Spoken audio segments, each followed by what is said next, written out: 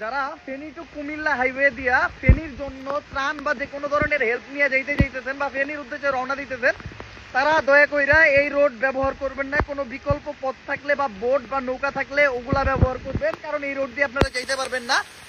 আমি কালকে রাত থেকে ড্রাইভ কইরা এই 14 গ্রামের 3 কিলো আগে ভাইসা গেছি।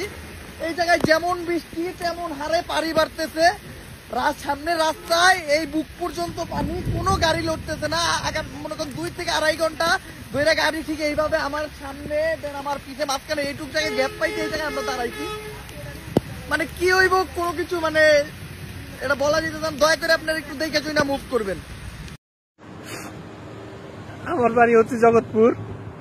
আমি এই মুহূর্তে দেশের বাইরে, মরলে একসাথে পরিবারের সাথে, দেশের মানুষের সাথে, গ্রামের মানুষের সাথে একসাথে মারা যাইতাম, তাও ভালো ছিল। এখানে আরো বেশি কষ্ট হইতেছে।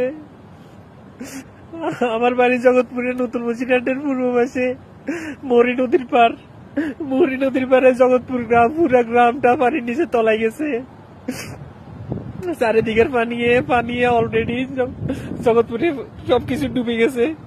আমাদের এলাকার দোতলা বাড়ি পর্যন্ত ডুবে গেছে। স্কুল কলেজ, স্কুলের ভিতরে যারা যারা অবস্থান করতেছিল তারা অলরেডি কান্নাকাটি শুরু করছে। দোতলা থেকে 3 তলা ছাদের উপরে চলে গেছে। এর মাঝে আবার প্রচুর পরিমাণে বৃষ্টি হইতেছে।